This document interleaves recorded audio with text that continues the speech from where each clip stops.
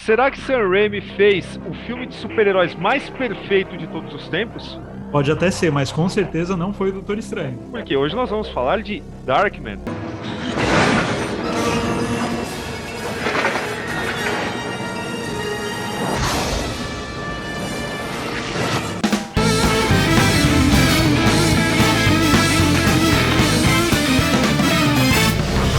Bom, brincadeiras à parte, todo mundo tem falado bastante do Sam Raimi aí por causa do Doutor Estranho no Multiverso da Loucura. E assim, quando a gente fala filme de super-herói mais perfeito de todos os tempos, talvez as pessoas lembrem imediatamente do Homem-Aranha 2, que é bastante elogiado. Também tem todos os maneirismos Todos não, né? Mas tem muitos maneirismos do cineasta ali, o pessoal gosta bastante. Porém, atualmente parece que uma outra obra do cara, ela tem sido esquecida nesse quesito filme de quadrinhos. E o que acontece? Eu tenho esse livro em casa já tem alguns anos, But I Digress, que é uma coletânea de artigos do Peter David que ele escreveu para um veículo fodão aqui. Eu nem lembro qual é o veículo, na verdade. Mas assim, é um livro maravilhoso para você sentar, pegar um artigo qualquer, dar uma lida e, sei lá, se divertir, depois você volta nele e tudo mais. Só que, curiosamente, esse livro aqui, aproveitando aí a evidência do Sam Raimi por conta do Doutor Estranho, eu acabei pegando esse livro aqui e revisitando um artigo que eu já tinha lido há alguns anos, mas eu falei, deixa eu ler novamente, porque naquela época eu não tinha dado tanta atenção. E o artigo, ele justamente fala o que eu falei no começo, né, na base da brincadeira, mas a gente vai analisar isso e vai tentar responder essa pergunta. Peter David simplesmente, ali no final de 1990, ele escreveu sobre Darkman, apontando naquela época como o filme de super-herói mais perfeito de todos os tempos. O que acontece? É claro que naquela época, a gente pode argumentar que, porra, mas não tinha tanto, sabe? Não existe sei lá, um parâmetro real para você falar isso em 1990. Olha, a gente discorda, tá? Porque esse artigo eu passei para o Gustavo também, eu achei que dava uma discussão bacana aqui para nós. E quando a gente traz o Darkman para essa discussão, a gente tem que falar o seguinte, veja bem, ninguém está falando que é o melhor, inclusive o próprio Peter David fala isso e já deixa claro para tornar seu texto atemporal, né, de um jeito ou de outro. Não é uma questão de qualidade, dizer que esse é o melhor filme com elementos, até porque não se trata de uma adaptação de quadrinhos, não é o melhor filme com elementos de quadrinhos, porém é aquele que talvez sintetize melhor os arquétipos super-heróicos dentro da sua essência. E quando a gente fala dentro da sua essência, a gente não está falando de um aprofundamento moral e tudo mais que começou a partir ali do final dos anos 70 e pela década de 80 inteira. A gente está falando de super-herói raiz, né? Por isso a gente pega a Era de Ouro, a Era de Prata e um pouquinho da Era de Bronze, né? Nesse caso, a gente, tanto eu quanto o Gustavo, nós somos obrigados a dar o braço a torcer e falar que sim, o Peter David tem vários pontos interessantes aqui e tá certo na maioria deles. Esse ponto é muito importante, é claro, quando tem essa frase, né, a adaptação, o filme de quadrinhos mais perfeito, né, o filme de quadrinhos perfeito. É óbvio que é muito chamativo, né? Você vai falar, não, peraí, cara, vamos ver o que o cara tá falando. E como o Daniel falou, ele não vai na questão da qualidade em si, mas justamente na questão do seguinte sentido. Quais são os elementos arquetípicos, os principais elementos que caracterizam os quadrinhos de super-heróis, principalmente fase de ouro, prata e um pouquinho da de bronze, como o Daniel falou. Todos esses elementos estão no Darkman. Aliás, o Darkman ainda vai um tiquinho além, porque além dele pegar os elementos clássicos, ele também pega um pouquinho, assim, de algumas subversões também dos super-heróis. Então, vamos supor que você chegue para alguém que nunca leu um quadrinho de super-herói na vida e ele fale, eu não sei se eu vou gostar, o que eu vou encontrar? Você pode apresentar esse filme. Você fala, você vai encontrar isso nos quadrinhos, né? Tanto com relação à história, os clichês da história, o roteiro, os personagens, né? Os arquetípicos dos personagens, o interesse romântico do herói, o próprio herói, o vilão, o capanga do vilão, etc., o tipo de trama, enfim, todos esses elementos, óbvio, são clichês, Só que aqui no filme eles ganham um charme um pouco a mais. Assim, o Sam Raimi consegue pegar uma coisa clichê e mesmo mantendo os clichês, ele consegue dar um gostinho a mais, né? Colocar um tempero que é diferente, é interessante. E o Darkman, nesse sentido, realmente, ele é perfeito, né? E, de novo, não quer dizer de qualidade. Tem muita coisa no filme que não é legal. O próprio final é bem zoadinho, né? Mas, assim, em termos de elementos... o que um filme de quadrinhos tem que ter? Pensando, é claro, nas características mais arquetípicas, nas características mais preponderantes nos quadrinhos. O Darkman tem tudo. Ipsis literis, né? E o Darkman, por que eu falo que ele, além de pegar todos os clichês mais característicos dos quadrinhos clássicos de super-herói, ele também pega um pouquinho da subversão. Por quê? Porque é claro que uma característica muito clássica... Aliás, essa não tem, né?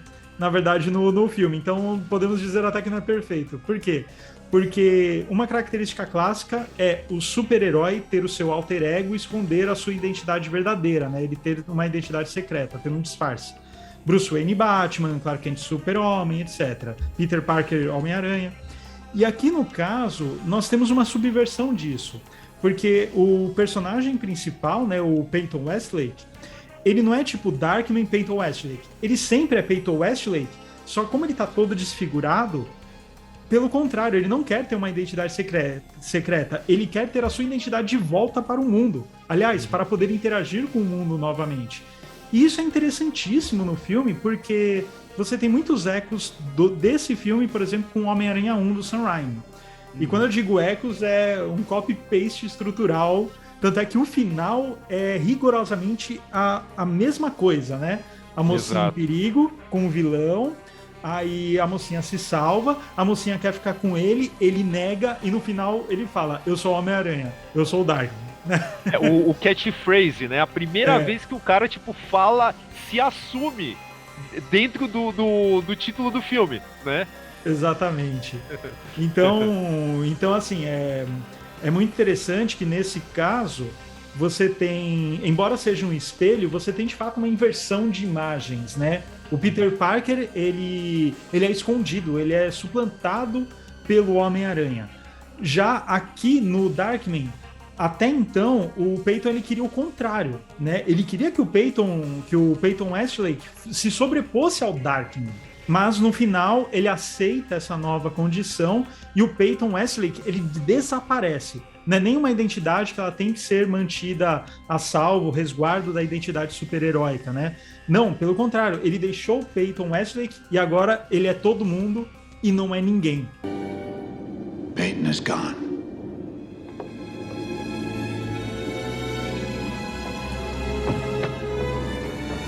I'm everyone and no one. Call me Darkman.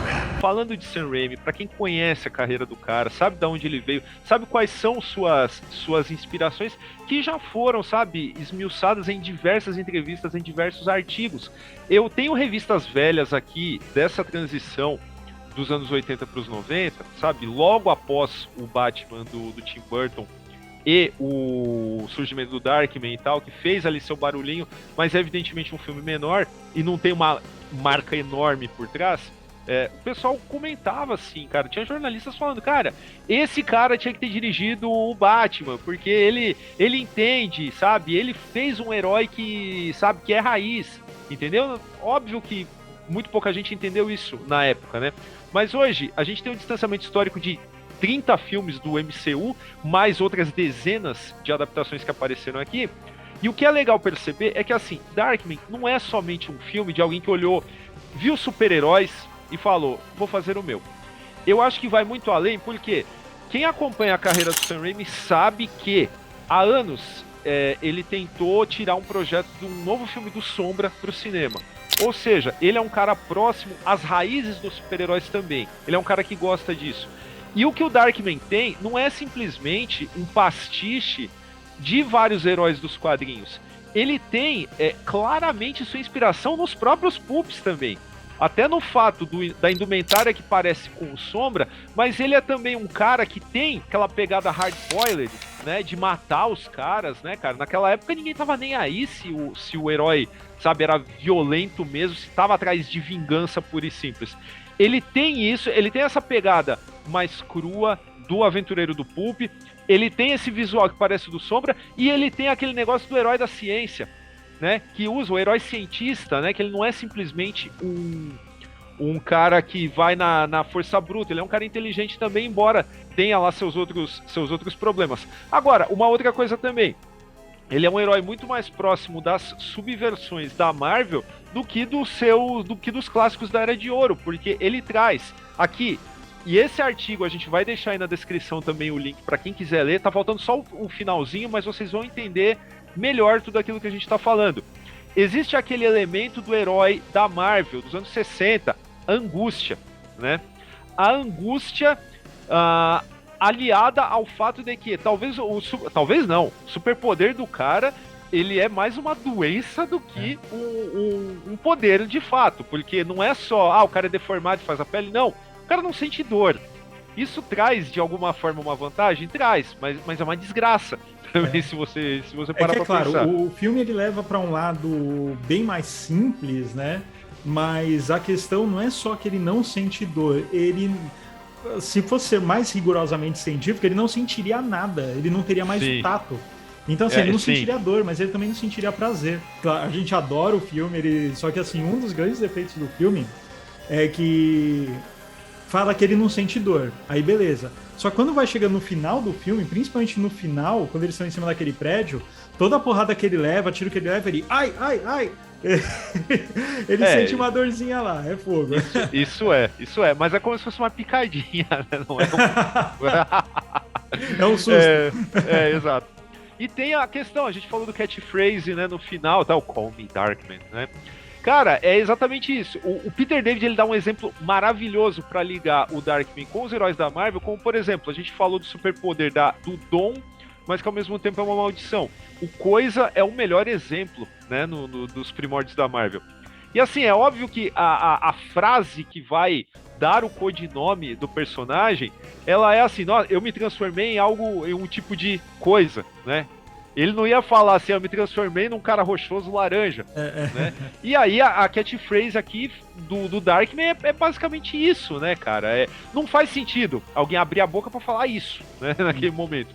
Mas é exatamente isso que o aproxima do universo dos super-heróis de um jeito ou de outro, né? Essa questão da Marvel, os superpoderes, na verdade, foram uma condição imposta por algo fora do livre-arbítrio do seu personagem, né? O Coisa não desejou ser o Coisa, o Senhor Fantástico não desejou ser o Senhor Fantástico, o Tocha Humana desejou ser o Tocha Humana, etc. Tal.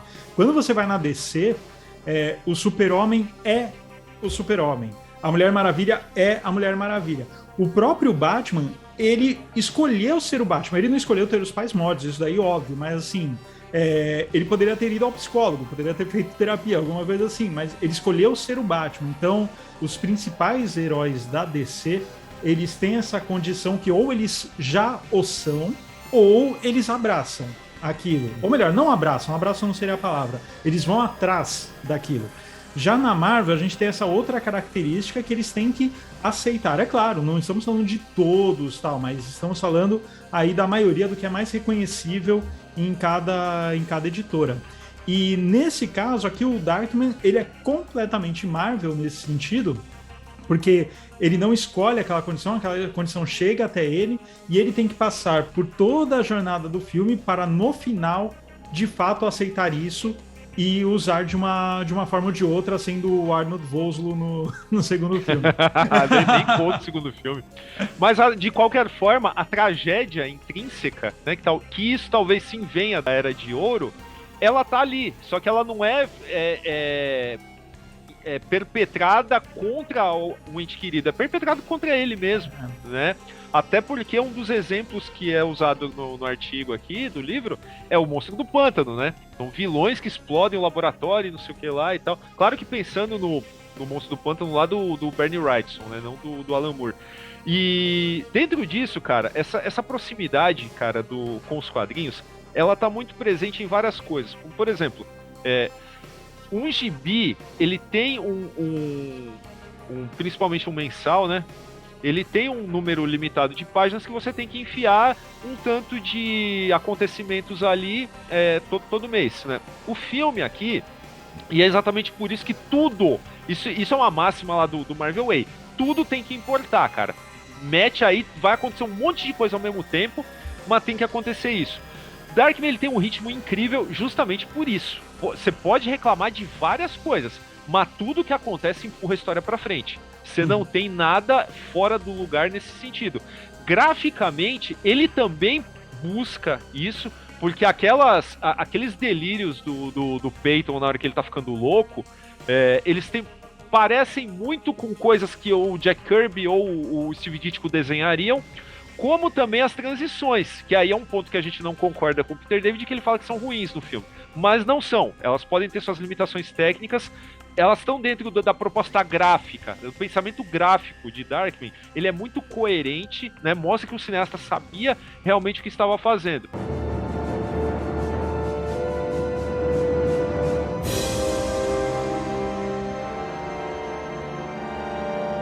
E por fazer também o que estava fazendo, cara, vamos lembrar que vilões, né? Isso era uma coisa que a gente não tinha como deixar de falar. Os capangas são capangas mesmo, são gado, mas são um gado muito estiloso, né? Porque né, é um muito diferente do outro, sabe? É um grupo que você olha e fala, pô, isso aqui parece interessante. Agora, o próprio... como é que é o nome do vilão, caralho? Tem o Duran, que é o Duran, exatamente. Do vilão, e tem um vilão que eu não lembro o nome, mas o vilãozão, que é o Dick Jones, né? Tem o Dick Jones e o Bodker. Aqui no caso, o Bodker seria o Duran e o Dick Jones é o cara lá que eu não lembro o nome também. Então, e a comparação é perfeita, porque o Bodker também é um vilão. O Robocop é outro filme, sabe? Que é quadrinho puro, né? De um jeito ou de outro. E no caso aqui, o Bodker, ele é legal porque ele é surtado, ele é violento, não sei o que lá. O Duran também é. Só que assim, ele consegue construir em poucos takes aquela mesma contradição que a gente teve com o Hans Gruber.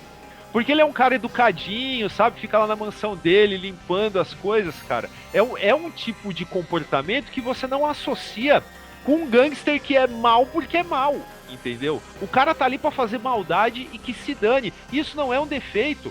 Esse achatamento do personagem com um pouquinho de contradição... faz parte do charme, faz parte assim, honra a fonte que ele está referenciando. Sim, né? Porque assim, esse tipo de maniqueísmo, ele não pode ser considerado assim, depende muito da proposta. Por exemplo, você vai ter um filme com uma característica mais política, um filme de guerra, alguma coisa assim, algo que tenha os dois pés no nosso mundo, aí você ser maniqueísta é um problema. Porque a proposta é outra. Agora, a partir do momento que você pega algo que é assim, extremamente lúdico e extremamente gráfico nesse sentido, onde essas bizarrices, essas particularidades, esses absurdos são características, nada melhor. Aliás, tem uma questão também, não é nem que é maniqueísta, simplesmente nós não vemos o outro lado. Né? Sim, porque tem muitos filmes de super-herói e tudo mais, onde o vilão é maniqueísta, o cara é 100% mal, só qual que é a questão? Ele é 100% mal em todos os momentos. Aqui nós só vemos o Duran nas situações de missão. Então a gente não tem nenhum momento assim que ele vai... Sei lá, à noite, será que ele não doa pro Criança Esperança? Ele faz a ligação? A gente não sabe, entendeu? Mas assim... Só que é engraçado que você falou, ele vai lá, limpa as coisas, você vai ver são os dedos dos gangsters, das vítimas dele. Uhum. Tem o capanga dele, que é uma perna de madeira, que é uma metralhadora. Então, assim, você tem esse tipo de absurdismo que é muito típico de história em quadrinhos. Algo que a maior parte dos filmes de super-herói não levam na tela. Por quê? Porque a chance de ficar esquisito, ficar tosco, é gigantesca. É claro, a gente vê filme da Marvel, já tem um montão de absurdo que acontece lá, mas é um absurdo muito condizente com o caminho que aquela estética a Marvel levou. Agora aqui o Sam Raimi, ele abraça um absurdo que ele nem quando ele te apresenta, ele não faz gradual, ele já mostra o absurdo de uma vez. Então isso é até uma inocência, entre aspas, não no sentido pejorativo, mas é uma inocência típica de histórias em quadrinhos, né? Então isso é muito legal. Eu revi o filme ontem, né? Quando a gente falou, vamos fazer sobre Darkman, vamos. Consegui rever o filme e como eu já vi o filme várias vezes, eu falei, não, dessa vez deixa eu prestar atenção na montagem e na fotografia. Cara, se você pegar cada frame, dar um pause, salvar e colocar, assim, vários quadros, cara, é muito um storyboard de quadrinista. Exato. Muito. Vai faltar, é claro, a diagramação desses quadros, né? No caso do cinema é um quadro por vez, entre aspas, né? A diagramação em si ela não vai existir, mas o pensamento de enquadramento é muito igual dos quadrinhos. Então, apresenta o vilão lá num plano mais aberto e depois já tem um close rápido, né? O Sam Raimi aqui, ele é muito bruto, assim, ele faz uma coisa muito seca. Então, é de um plano muito aberto para um plano muito fechado. É um contra-plongé. E o Sam Raimi, quando tem aquela cena do parque, que ele fica bravo com o cara dos elefantes, que ele torce os dedos dele, o Sam Raimi coloca uma luz, assim, por baixo dos atores, assim, só que aquela luz antinaturalíssima, porque você tem o sol em cima e a luz de baixo é mais forte. Então, isso nossa, assim, é difícil pensar no cinema onde você tem isso. Toda vez que eu paro e penso, onde é que tem isso? Eu lembro, tem outro filme que tem isso.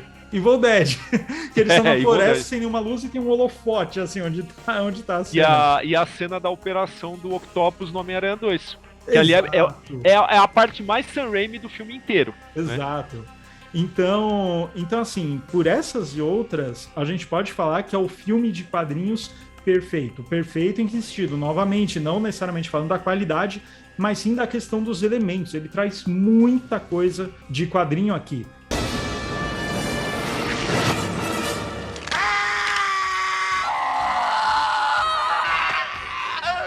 Cara, eu acho que assim, a gente poderia até falar, e acredito que muitas pessoas dirão, mas vocês não falaram que Corpo Fechado era o filme definitivo de super-heróis?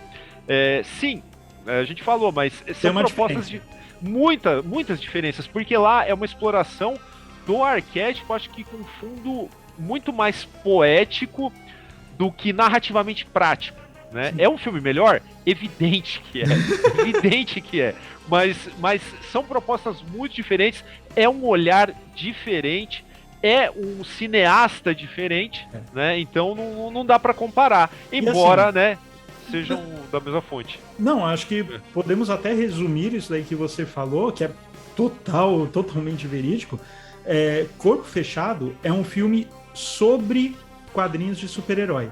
Darkman é um filme de quadrinho de super-herói, embora seja um super-herói original do cinema, né? Sim. Então tem uma grande diferença. Uma coisa é um filme sobre, outra coisa é um filme de. From director Sam Raimi. Darkman. Se você ficou curioso sobre esse artigo do Peter David que nós comentamos, o link para o artigo está aqui na descrição, tá, desse vídeo, então você pode ir lá dar uma lida. E é claro, se você gostou desse vídeo, dê aquele like, inscreva-se no canal, ative o sininho para receber uma notificação toda vez que um vídeo novo for ao ar. E se você gosta do projeto Formiga Elétrica, pense em se tornar um apoiador. Para isso, basta ir em apoia.se/Formiga Elétrica, tá aparecendo o link aqui embaixo em algum lugar na tela. E se você se tornar um apoiador, contribuindo com quanto quiser, o quanto puder, você tem direito aí a alguns mimos, como lives exclusivas, direito a um grupo fechado no WhatsApp com todos os editores do Formiga Elétrica e alguns sorteios exclusivos mensalmente de quadrinhos, box de DVD, enfim, tudo aquilo lá que o cinéfilo e o fascinado por quadrinhos gosta. Então é isso, pessoal. Até semana que vem.